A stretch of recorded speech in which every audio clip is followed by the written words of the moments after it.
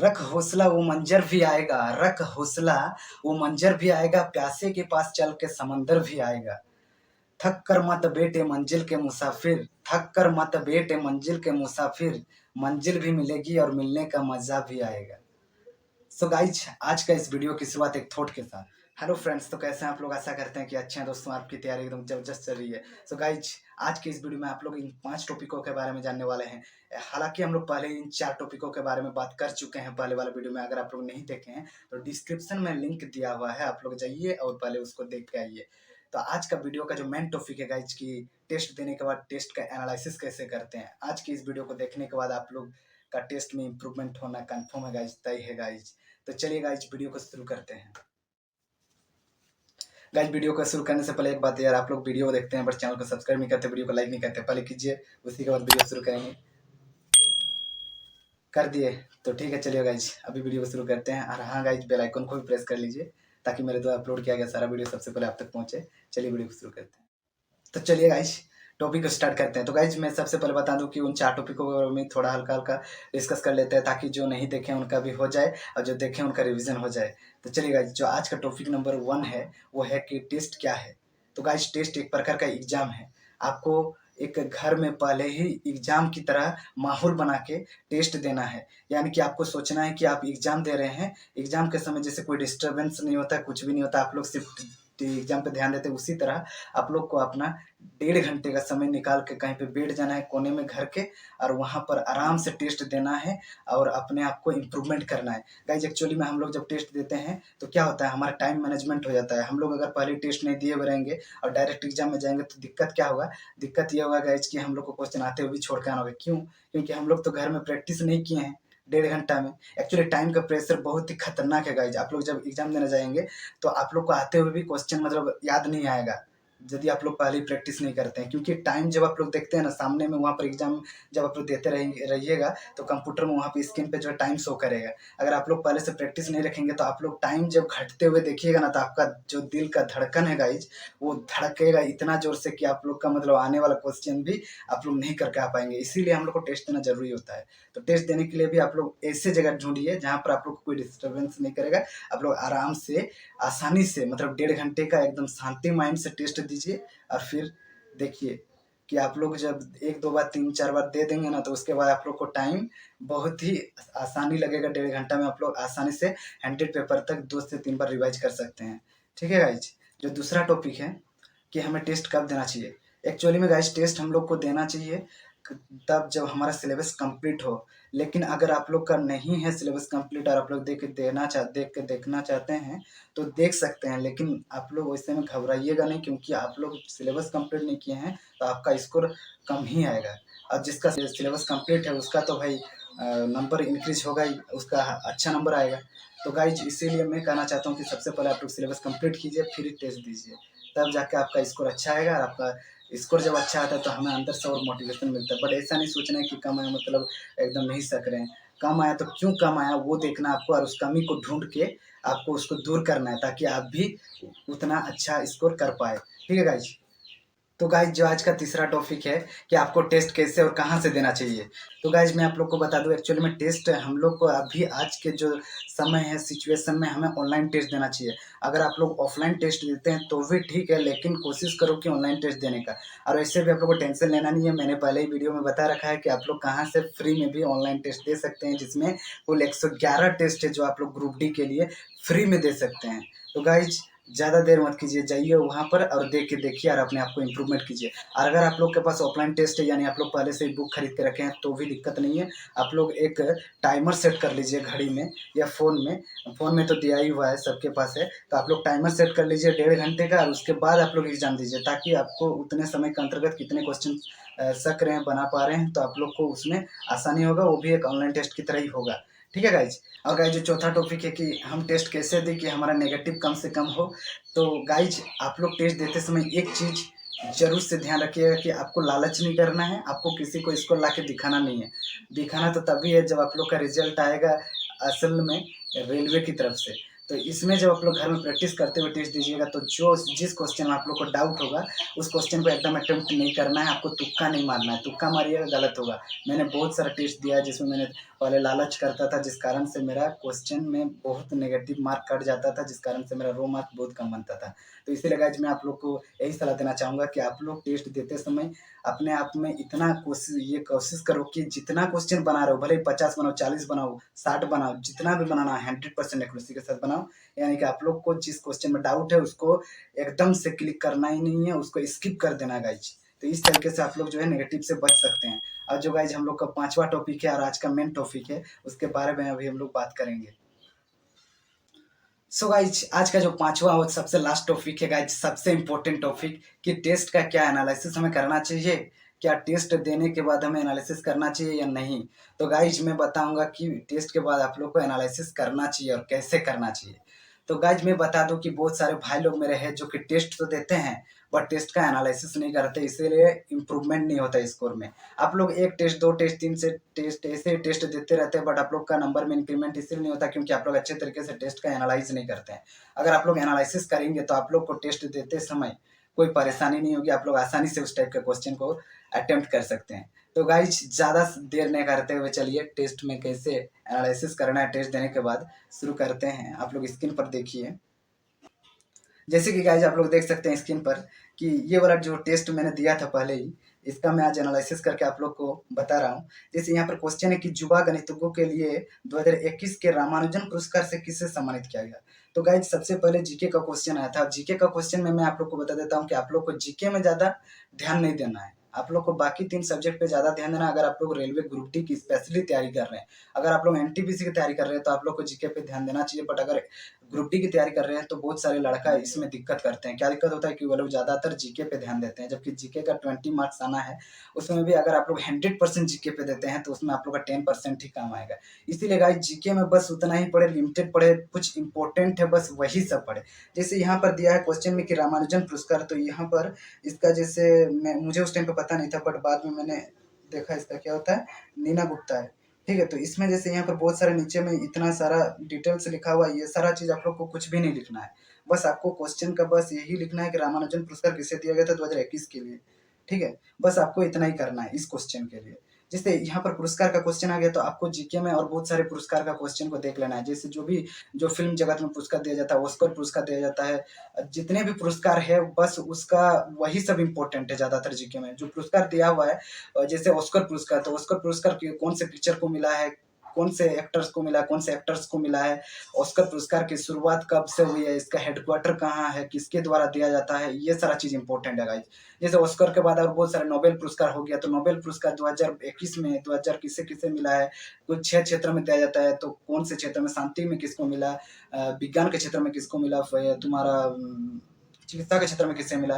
तो ये सारा चीज़ इंपॉर्टेंट है जीके में, बस यही सब पढ़ के जाना जाता है। तो पुरस्कार या फिर जैसे कुछ खिलाड़ियों के बारे में पूछ लेता है कि ये खिलाड़ी कौन से खेल से संबंध है, तो ज़्यादातर जीके में आप लोग को ऐसे क्वेश्चन को पढ़ के जाना है। बाकी फालतू का जो क्या बोलते हैं, कुछ साप्ताहिक आता है, जो कुछ बुक आता है जीके का, वो सब लेके बहुत सारे भाई लोग पढ़ते रहते हैं, उससे कुछ नहीं होने वाला, फालतू का टाइम पास कर रहे हैं आप लोग। आप लोग को जीके में लिमिटेड पढ़ना है, बाकी 3 सब्जेक्ट पे पूरा डिटेल्स ध्यान दो, उस पर बेसिक क्लियर करो, सारा चीज टॉपिक क्लियर करो। ठीक है, चलो नेक्स्ट क्वेश्चन देखते हैं।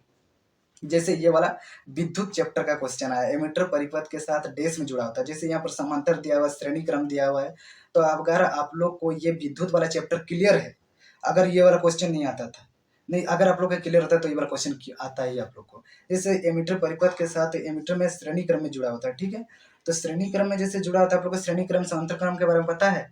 अगर पता है तो ठीक है, बस यही लिख लो, इसका कॉपी में एक लिख लो इसको और स्किप कर दो। और अगर नहीं पता है तो आप लोग पहले जाइए विद्युत चैप्टर को पूरा बेसिक आज क्लियर कीजिए, उसके बाद आप लोग जब भी विद्युत चैप्टर का क्वेश्चन आएगा तो आप लोग इजीली अटेम्प्ट कर सकते हैं। हाँ गाइस, शुरुआत में देखो, पहले अभी जैसे एनालिसिस करोगे शुरुआत में तो आप लोग को ज़्यादा समय लगेगा, क्योंकि आप लोग जैसे कि ये वाला विद्युत चैप्टर आप लोग को अगर नहीं समझ में आता था तो अभी उसको पहले जाकर बेसिक क्लियर करना है। और अगर अगर आप लोग को पहले से आता है तो बस इसी क्वेश्चन को लिख के पार कर देना है। लेकिन मुझे लगता है कि जिसको आता होगा वो इस क्वेश्चन को अटेम्प्ट कर सकता है। आप लोग को अच्छा से नहीं आता है, इसीलिए आप लोग ये क्वेश्चन अटेम्प्ट नहीं कर सके होंगे।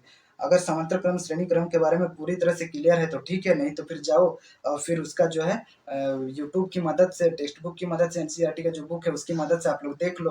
फिर कभी भी ऐसा क्वेश्चन आए इस चैप्टर से आप लोग को कोई भी प्रॉब्लम नहीं होगी।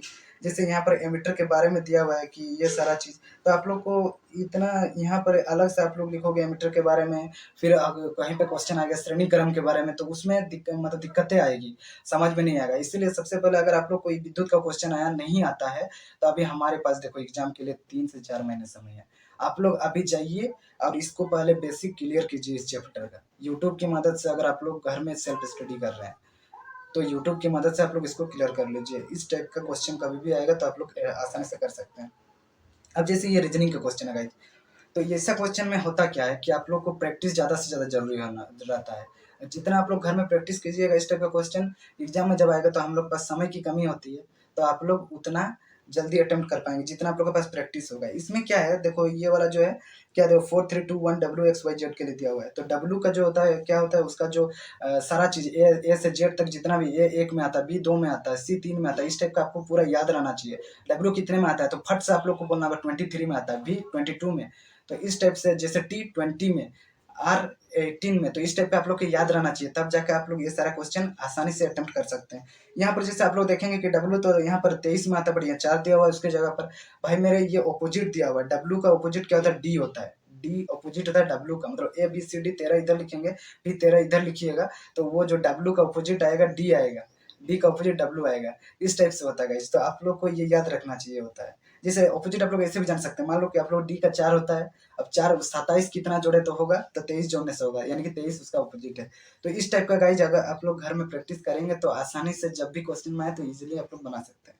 ठीक है, अगर नहीं पता है तो अभी भी जाके वो देख लीजिए, जो ये कोड है सारा याद कर लीजिए। इसका एक जो ट्रिक्स होता है, EJOTY 5 10 15 20 25, पहले इसको याद कीजिए, फिर जैसे ई के सामने कोई आएगा डी, तो ई का आप लोग को पता होगा 5 होता है, तो फिर वो डी का 4 होगा, फिर उससे सी का 3 होगा, इस टाइप से आप लोग याद रख सकते हैं। ठीक है, जैसे ये वाला मैथ का क्वेश्चन आ गया, ये तो इजी है, सब कोई बना नहीं सकेगा। जैसे यहाँ पर विश्व सर्वश्रेष्ठ खिलाड़ी बैलन डी और पुरस्कार किसने जीता है, तो भाई इस टाइप का क्वेश्चन में आप लोग को ज़्यादा यहाँ पर जैसे डिटेल्स दिया हुआ है, ये सारा चीज़ कुछ भी नहीं लिखना है, बस आपको किसने जीता है वो नोट कर लेना है। इसको 1 2 दिन 1 सप्ताह तक डेली लगातार पढ़ते जाओगे, सुबह को एक बार, तो आप लोग को आसानी से याद हो जाएगा। यहाँ पर जैसे मनुष्य की श्रव्य सीमा से अधिक आवृत्ति वाली तरंगों को डेस कहा जाता है। भाई मेरे यहाँ पर जैसे धोनी के रिलेटेड आ गया क्वेश्चन, तो अभी आप लोग को देखना है कि धोनी के बारे में पता है, सारा चीज बेसिक क्लियर है। अगर है तो ठीक है, अगर नहीं है तो जाइए और अभी गूगल के मदद से या फिर यूट्यूब के मदद से पहले धोनी चैप्टर को क्लियर कीजिए, तब आप लोग को ये सारा चीज पता चल जाएगा। जैसे यहाँ सुपरसोनिक तरंग है, सुपरसोनिक तरंग क्या होता है, पराश्रव तरंग क्या होता है, अपश्रव तरंग क्या होता है, इसका कितना से कितना तक इसका ध्वनि का जो पावर रहता है वो कितना से कितना होता है। जैसे अपश्रव तरंग ये 20 अटक से सारा नीचे वाले को तरंगे को हम लोग अपश्रव तरंगे कहते हैं। जैसे पराश्रव जो 20,000 अटक से ऊपर वाले को कहते हैं। ठीक है, मानव का श्रव्य कितना होता है, श्रव्य ध्वनि 20 से 20,000 अटक होता है। तो ये सारा चीज आप लोग को पता रहना चाहिए। अगर ये पता नहीं रहेगा तो आप लोग अटेम्प्ट नहीं कर सकते हैं, रॉन्ग अटेम्प्ट करके आएंगे या फिर स्किप करना पड़ेगा। तो इसीलिए जाइए ध्वनि चैप्टर को क्लियर क्लियर कीजिए अगर नहीं पता है। यहाँ पर जैसे इतना सारा चीज दिया हुआ है नीचे में, आवृत्ति क्या है, अपसरब तरंगे क्या है, प्रसरब तरंगे क्या है, तो ये सिर्फ छोटा सा थोड़ा सा लिखने से नहीं होगा। तुम काम करो, पहले इसका अगर पता नहीं है तो पहले यूट्यूब की मदद से पूरा चैप्टर को क्लियर करो, तब जाके इसके बाद कभी भी इस चैप्टर से क्वेश्चन आएगा तो आप लोग इजीली अटेम्प्ट कर सकते हैं। अन्यथा आप लोग इसको फिर लिख लेंगे बस, परस्पर तरंग होता है इसका, ये रट लिए, फिर बाद में अगर दूसरा दिन क्वेश्चन आ जाए कि मनुष्य के श्रव्य सीमा से नीचे की तरंगों को क्या कहा जाता है, तो फिर आप लोग को फिर उसके लिए रटना पड़ेगा कि अपसरत तरंगे होता है। ऐसा नहीं करना है भाई, पूरा चैप्टर को क्लियर करना है। आप लोग को कुछ दिन तक लगेगा कि यार इतना समय लग रहा है, लेकिन 1 2 बार आप लोग अगर इसको क्लियर कर लेते हैं, उसके बाद एग्जाम देंगे तो आप लोग को एनालिसिस करने में भी ज़्यादा समय नहीं लगेगा। क्योंकि मान लो उसके बाद धोनी का कोई चैप्टर आ जाए, क्वेश्चन आ जाता है, अगर आप लोग को नहीं पता होता है तो क्या करना है, बस उसी क्वेश्चन को लिखना है। अगर सारा चीज़ क्लियर है, वही चीज़ नहीं पता तो बस उसको लिखो, हो गया। तो इसीलिए तो क्लियर करना, पहले टॉपिक को क्लियर करना जरूरी है। ये वाला जैसे किसका है, तो ब्लड रिलेशन का क्वेश्चन है। ब्लड रिलेशन अगर आप लोग को पूरी आप लोग को बेसिक क्लियर है तब ठीक है, अगर नहीं क्लियर है तो बस वही करना है भाई, ब्लड रिलेशन को पूरा पहले क्लियर करो, फिर आके टेस्ट दो। ठीक है, आप लोग को आसानी से होगा। यूट्यूब में बहुत सारे टीचर है जिसकी मदद से आप लोग आसानी से सीख सकते हैं, टेंशन लेने की जरूरत नहीं है। बुक से खुद के देख के अगर समझ में नहीं आ रहा है तो आप लोग यूट्यूब की मदद लो भाई, फ्री में सारा चीज़ उपलब्ध है। आप लोग को कोई कोर्स परचेज नहीं करना है, फ्री में देखो, बहुत सारे टीचर है। नाम किसका लूँ, मेरा बहुत सारे टीचर का जो मैं वीडियो सजेस्ट भी करता हूँ। अगर आप लोग मेरा टेलीग्राम चैनल में नहीं जुड़े हैं तो डिस्क्रिप्शन में लिंक दिया हुआ है, जाइए वहाँ पे जुड़ जाइए। 2 ग्रुप है, एक चैनल है, एक डिस्कशन ग्रुप है। मैं डिस्कशन ग्रुप में और चैनल में मतलब प्रोवाइड करते रहता हूँ कि मुझे जो टीचर का जैसे कथन निष्कर्ष का मैंने 1-2 दिन पहले मैंने सजेस्ट किया था वीडियो, उसे देख के बहुत सारे स्टूडेंट्स का क्लियर हुआ। वो लोग मुझे थैंक यू भी कहे, बहुत सारे लोग, आप लोग भी जाके देख सकते हैं। जैसे ये वाला विश्व बाल दिवस 2021 का विषय वस्तु क्या है? अब बहुत सारे लोग आप लोग को कहेंगे कि भाई इसका तुम जितना विषय वस्तु है सारा चीज़ याद कर लो, तो इतना सारा इम्पोर्टेंट क्या है तुम लोगों को पता नहीं चलेगा। तो मैं बता रहा हूँ कि ये सब क्वेश्चन में ज़्यादा ध्यान ही मत दो यार। ये जीके का क्वेश्चन है, बस इसका आया है तो इसको लिख लो, बस बात खत्म। मुझे तो जितना पता है कि जीके का जितना से कम पढ़ो आएगा। तो जैसे कि जीके में भी क्या आएगा, आप लोग का 20 नंबर का है, उसमें 10 स्टैटिक आएगा और 10 करंट अफेयर आएगा। तो आप लोग जितना भी, मैंने पहले भी वीडियो अपलोड कर रखा है जो मैंने टेस्ट दिया है, आप लोग को दिखाया भी है लाइव में कि कैसा क्वेश्चन आता है। अगर आप लोग जीके नहीं भी पढ़ के जाते हैं तो फिर भी आप लोग 4 से 5 नंबर तक अटेम्प्ट करके आ सकते हैं। इसीलिए मैं कहता हूँ कि ये सब जो क्वेश्चन आप लोग को आसान लगता है वो पढ़िए, बाकी इसको छोड़ दीजिए। आप लोग को पढ़ने की जरूरत नहीं जीके में। बाकी सारा चीज मैथ, रीजनिंग और साइंस में पूरा क्लियर करना है, बेसिक से एकदम हार्ड तक आप लोग को जान के रखना है, ताकि कोई भी क्वेश्चन आए आप लोग से छूटे नहीं। ऐसे भी इस बार वेंडर चेंज हुआ है, क्वेश्चन थोड़ा सा अलग टाइप से भी देखा जा सकता है। टीसीएस नहीं ले रहा है इस बार, एनएससीआईटी ले रहा है। इस कारण से पूरा बेसिक से एडवांस तक क्लियर रखो भाई, तब जाके सिलेक्शन ले सकते हो। ठीक है। जैसे कि ये वाला क्वेश्चन था, निम्नलिखित धातुओं में विद्युत चालकता सबसे कम किसकी होती है? तुमको पता है सबसे ज्यादा किसकी होती है? चांदी की होती है। तो उसमें भी यहाँ बहुत सारे स्टूडेंट्स को अगर ये टॉपिक क्लियर नहीं रहेगा तो तुम क्या करोगे गलत, तो तुमको समझ भी नहीं आएगा चांदी का किसका, तांबा का, सोना का किसका। तो इसका क्रम होता है, सबसे ज्यादा तांबी का, सॉरी सबसे ज्यादा चांदी का, फिर तांबा का होता है, फिर होता है सोना का, फिर एल्युमिनियम का। तो यहाँ एल्युमिनियम का सबसे कम होता है, यहाँ पर जितना ऑप्शन दिया हुआ है। तो इस टाइप का आप लोग को क्रम भी याद रहना चाहिए। तो मैं तो कहता हूँ गाइज, आप लोग को बस इतना ही कहना चाहता हूँ कि जितना भी क्वेश्चन आप लोग को नहीं आएगा, आप लोग को करना क्या है कि नीचे में जितना सारा बहुत सारा चीज़ लिखा हुआ रहेगा तो वो चीज़ नहीं लिखना है आप लोग को। जैसे जो भी टॉपिक का क्वेश्चन नहीं आ रहा है तो आप लोग पहले उसका बेसिक क्लियर कीजिए, बेसिक टू एडवांस पहले यूट्यूब की मदद से देखिए।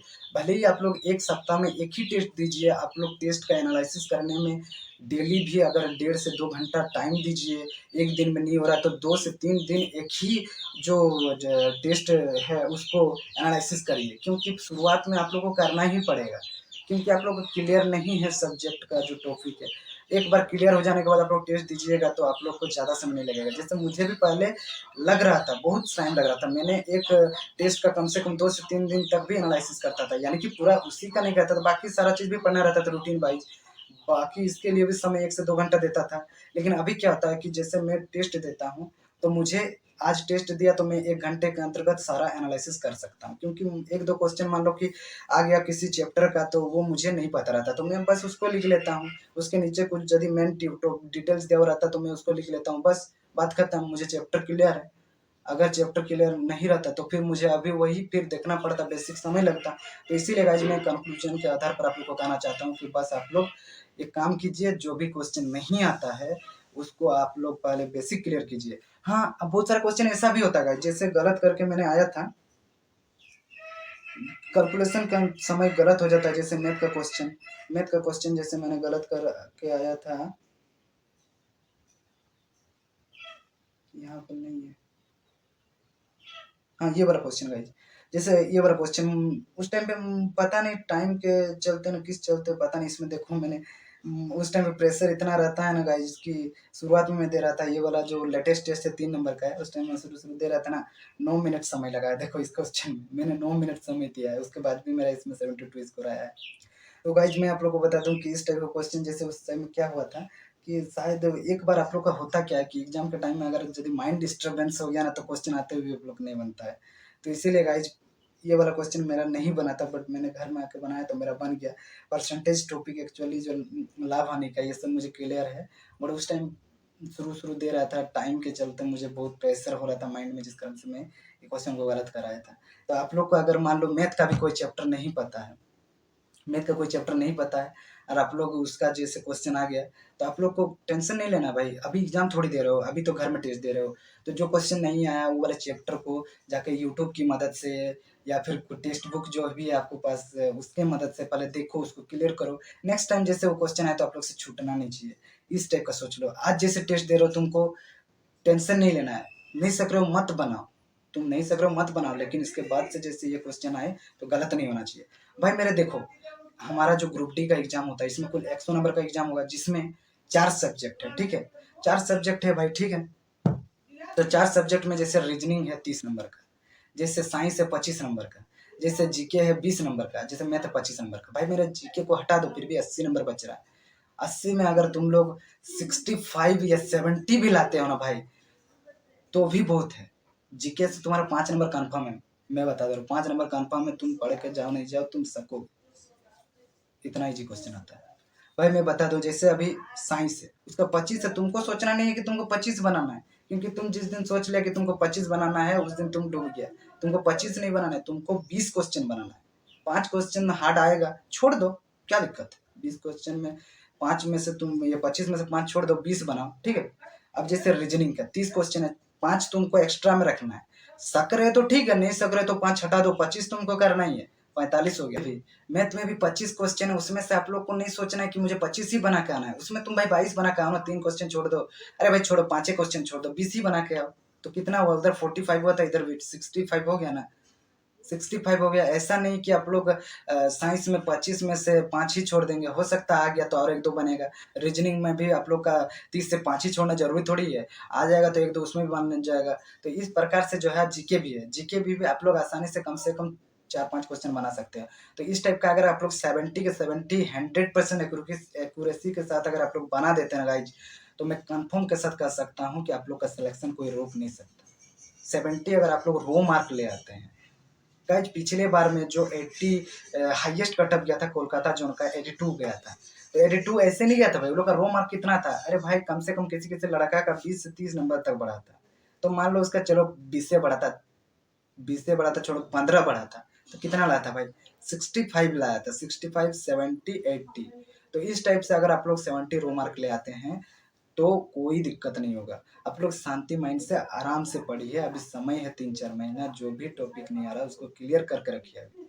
बाद में गाइज इतना समय नहीं मिलेगा हम लोग के पास, अगर उस टाइम पे दिक्कत आएगी तो फिर बहुत ही दिक्कत आएगी गाइज। अभी आप लोग के पास समय है तो मैं गुजारिश करता हूँ गाइज कि अभी आप लोग का समय है, आप लोग आसानी से तैयारी में अभी भी करके सिलेक्शन ले सकते हैं गाइज।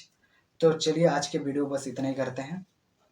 अगर वीडियो अच्छा लगा तो गाइज लाइक कीजिए, और गाइज वीडियो अच्छा लगा तो शेयर कर दीजिए गाइज, क्योंकि मैं इतना एफोर्ड कर डाल रहा हूँ आप लोग के लिए, आप लोग को भी थोड़ा मुझे मदद करनी चाहिए। क्योंकि मुझे अच्छा नहीं लगता है कि मैं वीडियो बनाता हूँ इतना समय निकाल कर तैयारी के दौरान, और आप लोग ज़्यादा से ज़्यादा लोगों तक नहीं पहुँच पाता है, तो मुझे अच्छा नहीं लगता है। क्योंकि मैं इतना मेहनत कर रहा हूँ आप लोग के लिए, मेरा मन में हिंसा होता तो मैं अभी तैयारी कर रहा हूँ, जॉब नहीं कर रहा हूँ, मैं आप लोग को मदद नहीं करता। मैं अपना तैयारी के दौरान भी आप लोग के लिए समय निकाल रहा हूँ ताकि आप लोग का भी मदद हो सके। इतना पोस्ट इस बार 1 लाख प्लस पोस्ट है। मैं चाहता हूँ कि आप सभी लोग जो मेहनत कर रहे हैं मन से लगन से, आप लोग सभी का सिलेक्शन हो जाए, मैं भगवान से यही प्रार्थना करता हूँ। तो गाइज प्लीज़ आप मेरे चैनल को ज़्यादा से ज़्यादा लोगों तक पहुँचाइए, और मैं बस इतना ही कहना चाहता हूँ। चलो जाते जाते एक लास्ट बात कहता हूँ गाइज, कि ऊपर वाले के आशीर्वाद से और अपनी मेहनत से कुछ कर दिखाओ ऐसा कि दुनिया करना चाहे आपके जैसा। ठीक है गाइज, ऑल द बेस्ट, अच्छे से तैयारी कीजिए। आशा करता हूँ कि आपको वीडियो अच्छा लगा होगा। Thank you.